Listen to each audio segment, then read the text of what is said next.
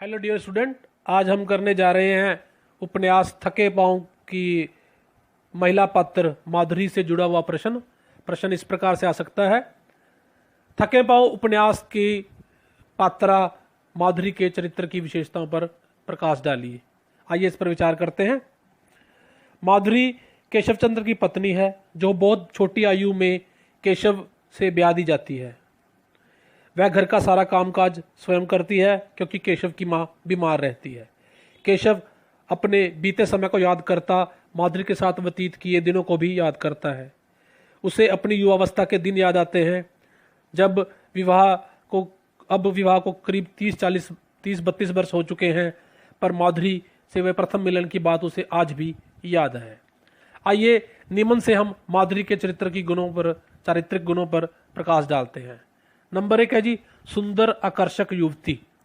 माधुरी अपनी युवावस्था में सुंदर एवं आकर्षक युवती थी, जिसके विषय में लेखक ने कहा है, एक समय वह युवा थी, उसमें आकर्षण था, उसमें रस था, और इस सब के साथ उसके अंदर भोलेपन से भरा हुआ एक विश्वास था। विश्वास आज भी माधुरी में है, लेकिन भोलापन गायब हो गया है। उसे देवता पर विश्वास है, उसे अपने पति पर विश्वास है, उसे अपनी संतान पर विश्वास है, और इसी विश्वास के सहारे वह जिंदा है। नंबर 2 है जी, धार्मिक विचारों वाली स्त्री।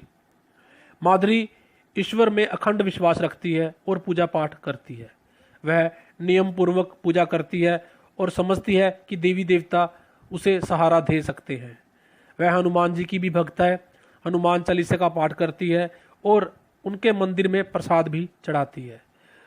अपने हाथ से बेसन के लड्डू बनाकर वह मंदिर में प्रसाद के रूप में भी चढ़ाने जाती है, जो कि उसकी धार्मिक प्रवृत्ति का हमें पहचान करवाते हैं।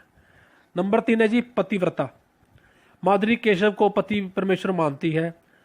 उसकी तथा उसके परिवार की सेवा बड़े त्याग भाव से करती है। जब भी केशव किसी कष्ट में होता है, अपनी जमा पूंजी लाकर उसके सामने रख देती है।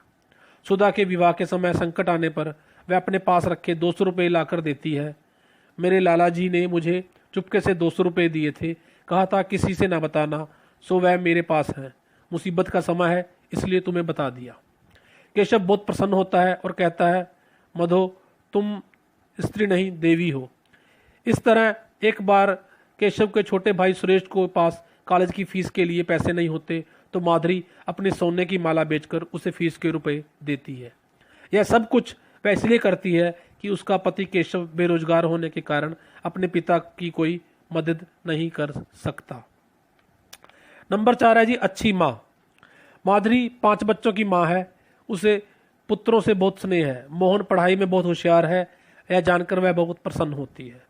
वह उसका विवाह बड़ी धूमधाम से करती है और उसे अपनी कुल लक्ष्मी बहू पर गर्व है। उसका दूसरा बेटा किशन पढ़ाई में नालायक है और 2 बार इंटर में तथा 1 बार बीए में फेल हो चुका है।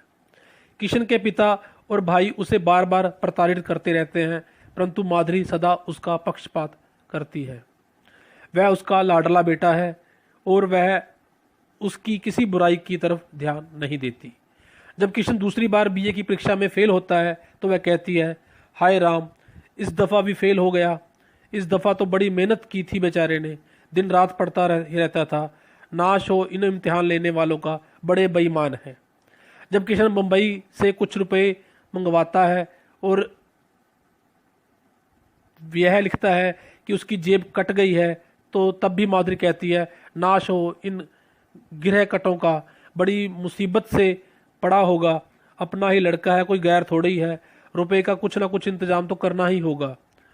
वह अपने सभी बच्चों से प्रेम करती है, माया तथा कम्मों की भावनाओं का ध्यान करती है और बहु सुशीला के प्रति भी स्नेह भाव रखती है।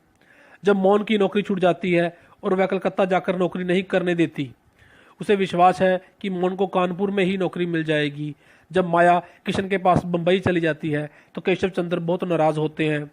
वे माया को समझा बुझाकर वापस नहीं लाना चाहते, तो माधुरी उनसे कहती है, माया डूब रही है, तुम उसके बाप हो, उसे बचाना तुम्हारा धर्म है, उसे वापस ले आओ, माया को बचाओ।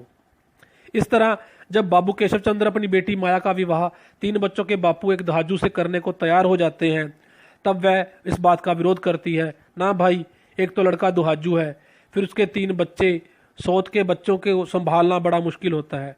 बदनामी ही हाथ लगती है। माया के लिए कोई दूसरा लड़का ढूंढो। उसे अपने बच्चों से प्रेम है।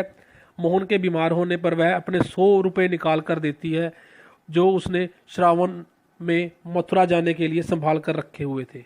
अपनी बहू को का सेवा भाव देखकर वह प्रसन्न होती है। मोहन को ठीक होने पर वह कहती है, देख माया, बहू ने कितनी सेवा की मेरे मोहन की, इतनी ही हिम्मत थी कि मोहन की इतनी अच्छी देखरेख हुई। देख माया, सुशीला की तरह सुगृहिणी और कुललक्ष्मी बनो। इस प्रकार वह अपने चरित्र की अलग अलग विशेषताओं से हमें इस उपन्यास के माध्यम से परिचित करवाती है।